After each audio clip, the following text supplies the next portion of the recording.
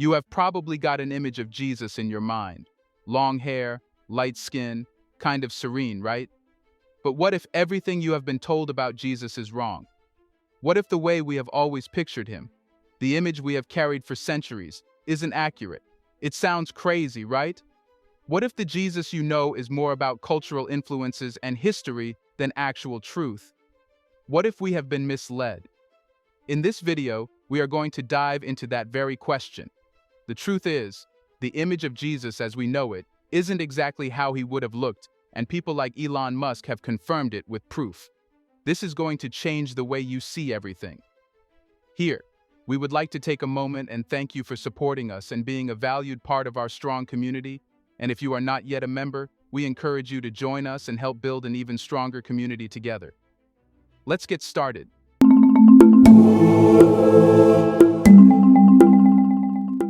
How did we end up with a white Jesus?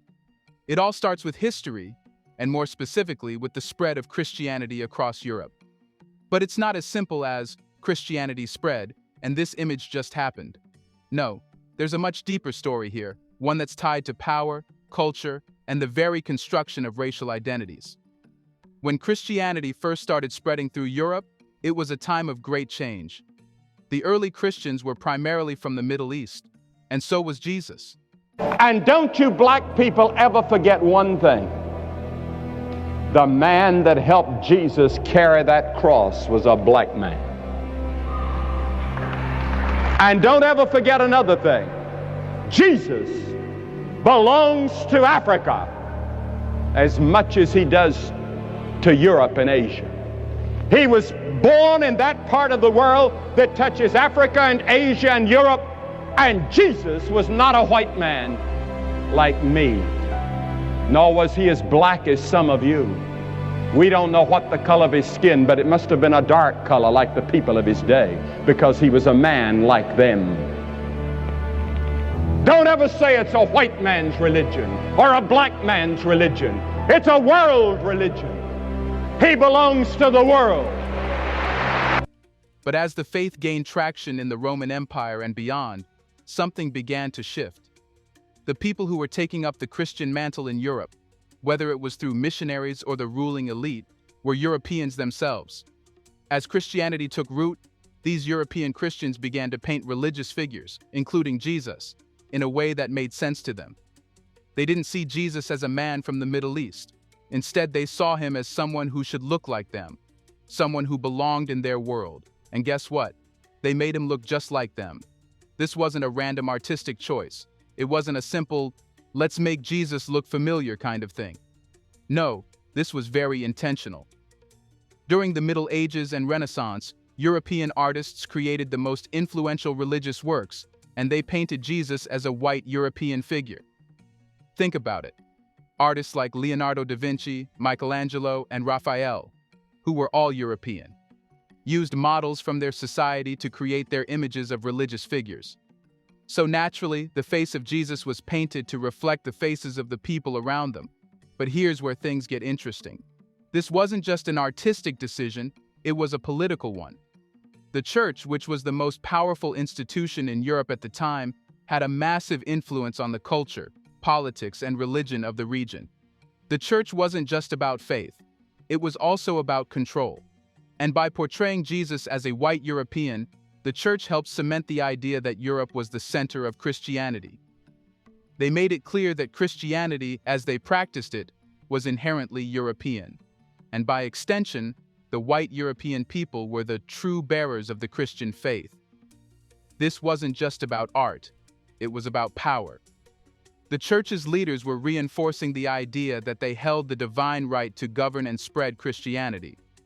By presenting Jesus as a white European, they aligned the image of Christ with the political power of the European elite. It wasn't just about showing what Jesus might have looked like. It was about showing that Jesus was one of them, a figure who had the same cultural identity as the people who wielded power in the Western world. This image of a white Jesus didn't just stop with European artists. As European empires expanded across the globe, particularly during the colonial era, the image of a white Jesus was spread far and wide. European colonists and missionaries took this image with them wherever they went, to Africa, Asia, and the Americas. The image of a white European Jesus became the standard, the default. People around the world started seeing this depiction in churches, paintings, and statues, and it became the version of Jesus that stuck in the collective consciousness. Over time, this white Jesus became so widespread that it was no longer questioned. Even today, in many parts of the world, this image is still dominant. It's the Jesus we see in movies, paintings, and stained glass windows. But here's the catch. Jesus didn't live in Europe. He was born in the Middle East, in a time and place where people looked very different from Europeans. So, how did we get here? Could Jesus have looked different from the white man we have come to know in Western Christianity? Do not be anxious about anything, but in every situation, by prayer and petition, with thanksgiving, present your requests to God. And the peace of God, which transcends all understanding, will guard your hearts and your minds in Christ Jesus. Here's a reminder to please like and share the video and subscribe to our channel to watch more videos on Black culture, history, civilization, and identity. Let's continue now. Jesus was born in Judea, a region that today is part of modern-day Israel. But back in the 1st century, Judea was a melting pot of cultures and ethnicities, much like it is today. This wasn't Europe. It wasn't a land populated by fair-skinned, blue-eyed people. It was the Middle East, a region with a history of cultural exchange, conquest, and diversity. The people who lived there at the time were predominantly Semitic, meaning they would have had physical traits common to people from that area. Darker skin tones, darker eyes, and hair that wasn't straight, but instead curly or wavy. It's important to recognize that Jesus was not a European, nor was he someone who could have easily been mistaken for one. The 1st century population of Judea was ethnically diverse. There were Jews, of course, but there were also people from surrounding regions like Egypt, Greece, and Persia who had settled in the area. This created a population that was likely a mix of different ethnic backgrounds, but the majority would have had features similar to the people in the Middle East today.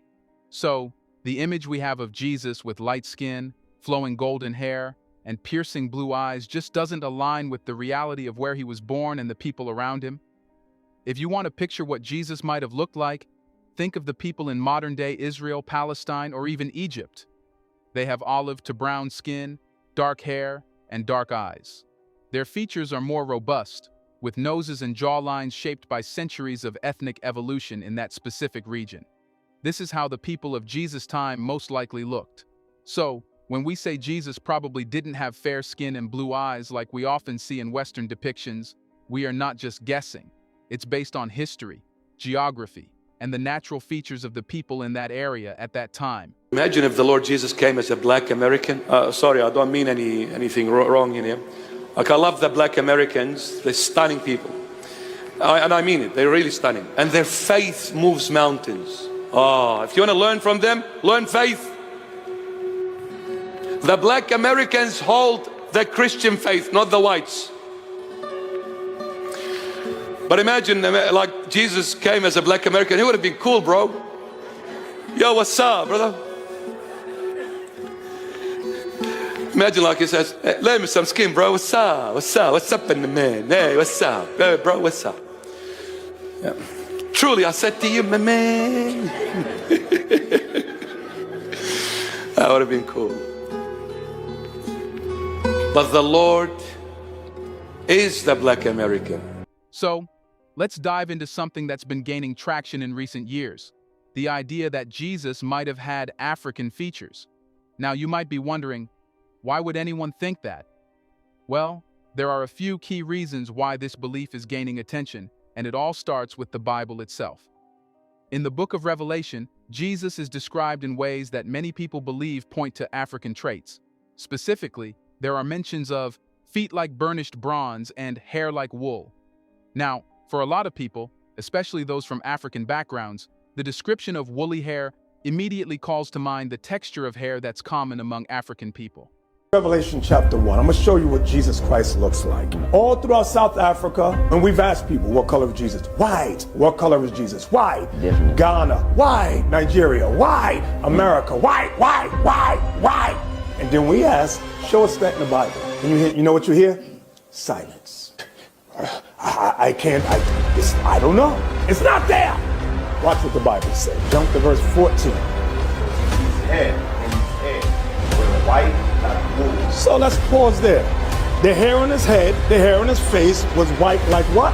Like wool. Do you know what wool hair is? Yes. What is it? Sheep hair. Sheep hair, Afro hair. That's wool hair. So that's strike number one for your white Jesus. Yeah. Go ahead. His eyes were as a flame of fire, and his teeth white with milk, and his feet like unto fine brass. Yeah. Brass is light brown. So you mean to tell me no Christian on the planet Earth ever read the description of Jesus right there in the Bible? But it's not just the physical description that gets people thinking. When you take a step back and think about the geography of it all, it makes sense that Jesus could have had African features. After all, Judea, the region where Jesus lived, wasn't all that far from Africa. Parts of Africa, like Egypt, were right next door, and there was constant cultural exchange between Africa and the Middle East at the time. It wasn't unusual for people from different regions to trade, travel, or even settle in neighboring areas. So, it's not such a stretch to think that Jesus could have had some African ancestry or even looked like some of the people from Africa who were living nearby. But here's where things get deeper. For many, it's not just about physical traits or historical accuracy, it's about representation. African communities, especially those who have been excluded or misrepresented throughout history, often see the idea of Jesus having African features as a powerful symbol. It's about reclaiming identity. Think about it. For centuries, African people have been excluded from many narratives in history, and even religious imagery.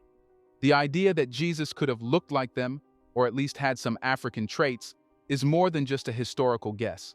It's a form of empowerment. It's about seeing themselves reflected in the story of Christianity, a religion that's had such a global impact. For many African communities, seeing Jesus as a black man, or at least someone with African features, helps to break down the barrier of exclusion. It challenges the traditional Western depictions of Jesus and gives people a sense of belonging within the religious story. When Jesus is seen as a figure who could look like them, it strengthens their connection to the faith and challenges centuries of racial misrepresentation. The idea of a black Jesus isn't just a theological debate, it's a movement for equality and inclusivity in religious imagery. It's about making sure that no group, especially one that has been historically marginalized, feels excluded from the narrative of faith. It asks us to rethink the way we see religious figures and to be more inclusive, not just in how we portray them, but in how we see each other in the world today. This stand together because we're going to have show and tell today. But before we get to the show and tell, some of you may have seen on the news this week that David Cassidy died. And for those of you who are under 40, David Cassidy was a teen idol in the 1970s that a lot of little girls and a lot of little boys in this room loved.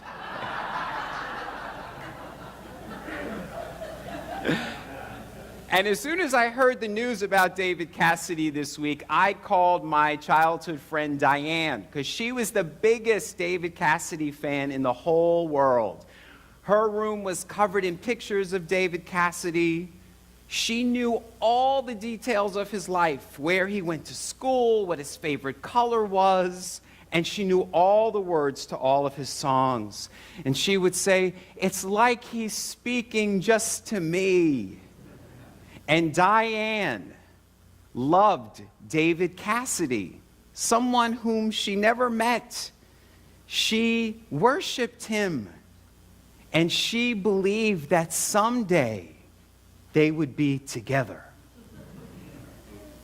Now, I tell you all of this because I think that a lot of Christians in America today view Jesus the way Diane viewed David Cassidy. They know all the details of his life, they know all of his words, and they worship him like an idol. My friend Diane thought she knew David Cassidy, but she didn't know him. And we hear so many Christians today talk about how they know Jesus and they want other people to know Jesus.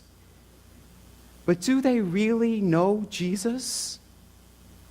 They might know about Jesus, but if you don't welcome the stranger and you don't care about the poor and the sick in your midst, you don't know Jesus.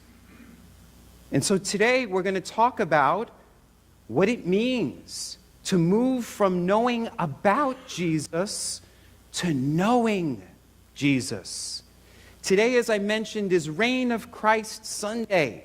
And we hear in the gospel, Jesus asks, "Who do you say that I am?" Not who did Pastor Sal say that I am, not what did Jerry Falwell say that I am, not what did your grandfather say that I am. Who do you say that I am? That's what Jesus is asking you.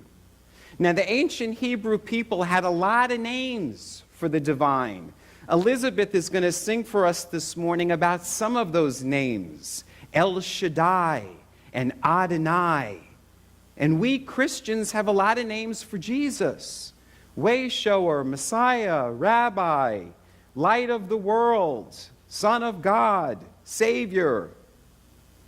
So how do you view Jesus? What is your view of Jesus? When you close your eyes and think about Jesus, when you pray to Jesus, what are you envisioning? What do you see? Well, for most Christians in America today, they see someone that looks a lot like this. I went to Catholic schools my whole life, and in our school, every single classroom had this picture. And most of the grandmothers that I would go and visit, they all had this picture of Jesus or something similar to it up in their house. And maybe you did too. I think most Christians in America today, when they think about Jesus, they think about someone that looked like that. But this guy never existed. This guy is a hoax. This is fake news.